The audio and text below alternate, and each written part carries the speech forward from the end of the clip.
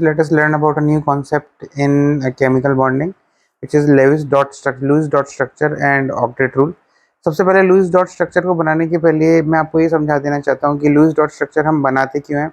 क्योंकि Lewis dot structure को बनाने के बाद आपको ये पता चल जाता है कि एक मॉलिक्यूल के अंदर जो दो एटम्स हैं वो कितने बॉन्ड से अटैच्ड हैं। जैसे सिंगल बॉन्ड भी हो सकता है, डबल बॉन्ड भी हो सकता है, ट्रिपल बॉन्ड भी हो सकता है। तो ये आपको समझ में आ जाता है।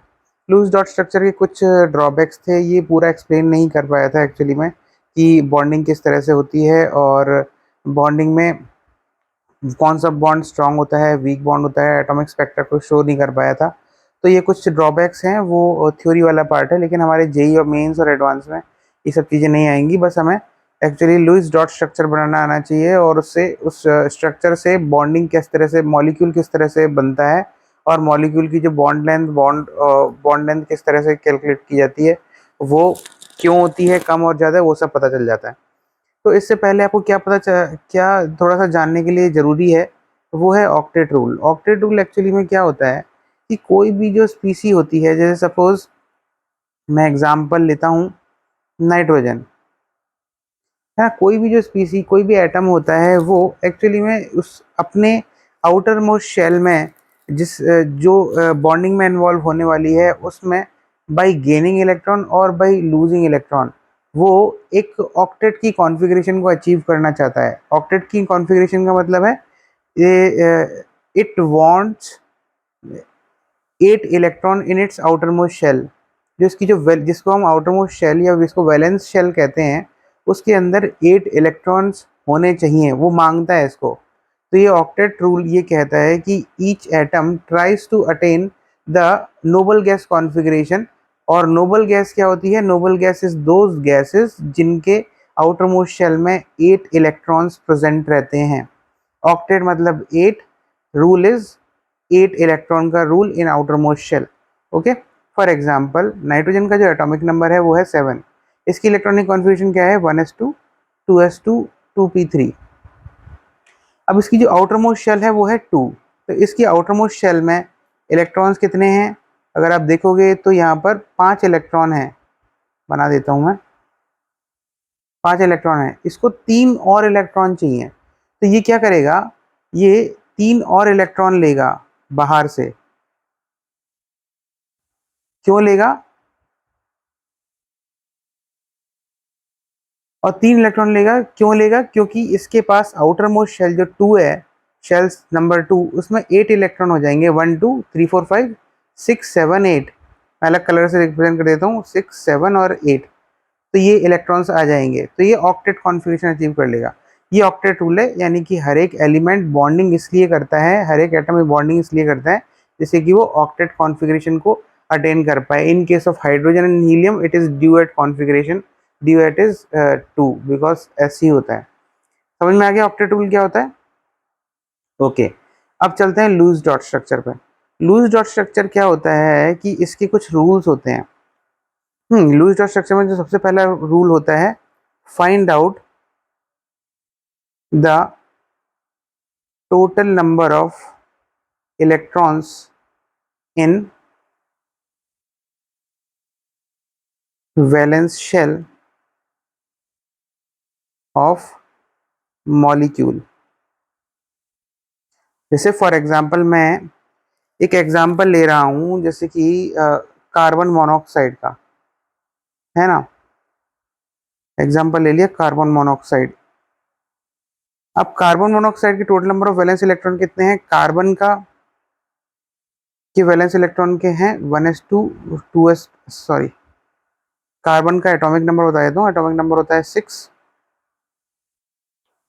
इसकी इलेक्ट्रॉनिक कॉन्फ़िगरेशन होती है 1s2 2s2 2p2। Valence electron कितने हो गए? 4। सेकेंड शेल है, outer most shell, 2 + 2 4 electrons. Oxygen का एटॉमिक नंबर कितना है? 8। इसकी इलेक्ट्रॉनिक कॉन्फ़िगरेशन क्या होगी? 1s2 2s2 2p4। Valence electron कितने हो गए आउटर मोस्ट शेल में? 4 + 2 6। तो सीओ में टोटल वैलेंस इलेक्ट्रॉन कितने हो गए? 4 + 6 विच इज 10 हो गए। ठीक है, अब आपने 10 रिप्रेजेंट कर दिया। अब दूसरा रूल आता है, दूसरा मेथड वो होती है लाइन। क्या, जब आपने टोटल वैलेंस इलेक्ट्रॉन कैलकुलेट कर लिए हैं तो उसके बाद represent the molecule atom individually. जैसे यहाँ पर कार्बन, यहाँ पर ऑक्सीजन, ठीक, and attach them by a single bond. जैसे सी, जैसे एग्जांपल मैं आपको देता हूँ, जैसे मैंने लिख दिया सी और ओ, हो गया। अब चलते हैं तीसरे रूल के ऊपर।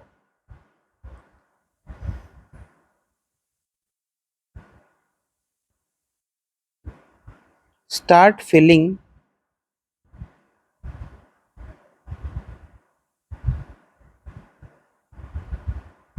The electrons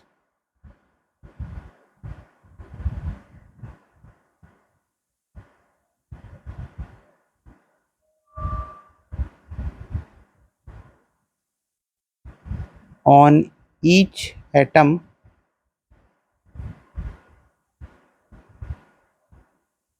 from outside to central atom।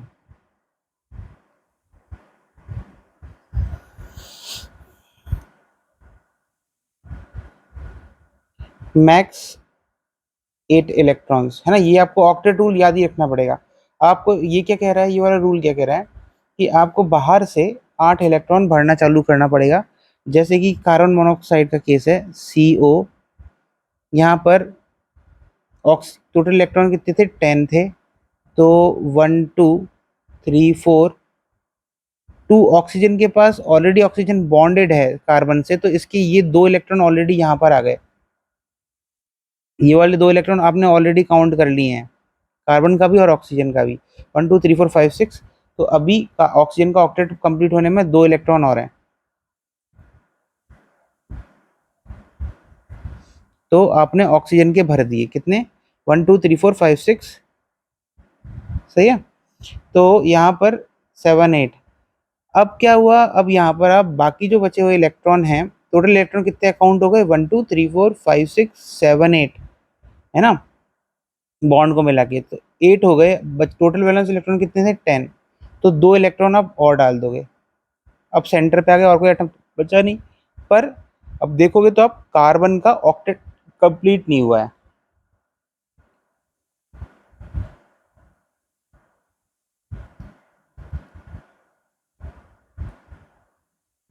Now in the fourth step complete the octet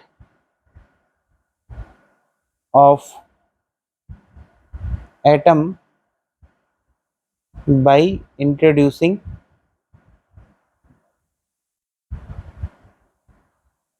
double और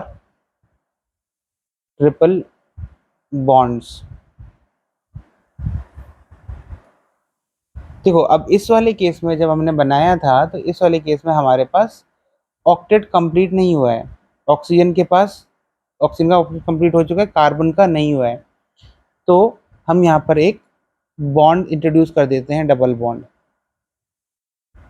अब ऑक्सीजन का ऑक्टेट कितना है, 1 2 3 4 5 6 7 8, है ना। और कार्बन का है 1 2 3 4 5 6, अभी भी नहीं हुआ है। तो यहाँ पर आप क्या करोगे, एक और ट्रिपल बॉन्ड इंट्रोड्यूस कर, एक और, अभी ऑक्टेट कंप्लीट नहीं हुआ कार्बन का, ऑक्सीजन तो कंप्लीट है। तो आप इसको क्या करोगे, यहाँ पर एक और डबल बॉन्ड इंट्रोड्यूस कर दोगे, एक और बॉन्ड। तो यहाँ पर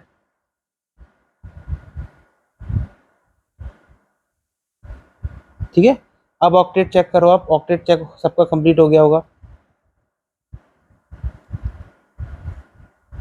कार्बन का ऑक्टेट है 1 2 3 4 5 6 7 8, 8 हो गए। ऑक्सीजन का 1 2 3 4 5 6 7 8 ऑक्सीजन का भी कंप्लीट हो गया। तो फाइनल स्ट्रक्चर क्या बना?